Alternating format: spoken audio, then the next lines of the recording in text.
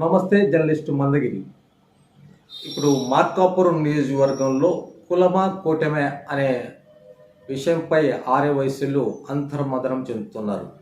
ప్రధానంగా మార్కాపురం నియోజకవర్గంలో ఆర్యవైశ్యులు 60 నుంచి 70% దాకా తెలుగుదేశం పార్టీకి అనుకూలంగా ఉండే సామాజిక వర్గం. కాకపోతే ఇప్పుడు 2024 ఎన్నికల్లో వైఎస్ఆర్ కాంగ్రెస్ పార్టీ తరఫున గిద్దలూరు శాసనసభ్యులు అన్నా రాంబాబుకు టికెట్ కేటాయించడంతో ఒక్కసారిగా మార్కాపురం నియోజకవర్గంలో ఉన్న ఆర్యవైశ్యులు కులం కోటేద్దామా లేక కూటమి అభ్యర్థికి నారాయణ రెడ్డికి వేయాలా అనే సందిగ్ధంలో అంతర్మదనం చెందుతున్నారు. ఈ అంతర్మదనంతో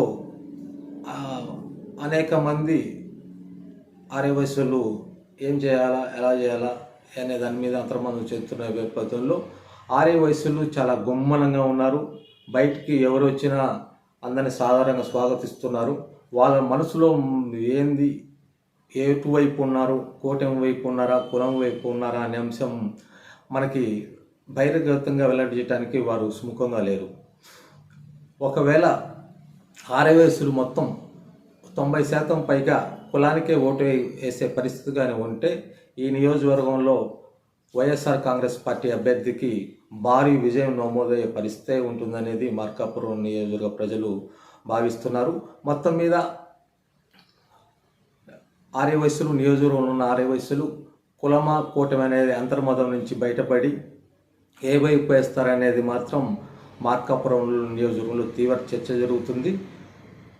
ఈ ఆర్యవైశ్యులు ఎటు ఉన్నారు ఏందనేది పోలింగ్ అయిపోయిన తర్వాత మనకు తెలిసే పరిస్థితి లేదు. ఏదైనా ఎన్నికల కౌంటింగ్ రోజే ఆర్యవైశ్యులు మనోగతం ఏంటనేది బయటపడుతుందనేది స్థానిక ప్రజలు అంచనా వేస్తున్నారు. మొత్తం మీద ఆర్యవైశ్యులు ఉన్న మొత్తం 90% పైగా కానీ అధికార కులం వైపు అధికార కాంగ్రెస్ పార్టీ వైఎస్ఆర్ కాంగ్రెస్ పార్టీ అభ్యర్థి అన్నా రాంబాబుకు కానీ 90% మద్దతు తెలియజేయగలిగితే ఈ నియోజకవర్గంలో ఇప్పటి వరకు రాని మెజార్టీతో అత్యధిక మెజార్టీతో గెలుపొందే పరిస్థితి అయితే ఉందనేది రాజకీయ పరిశీలకులు అంచనా వేస్తున్నారు.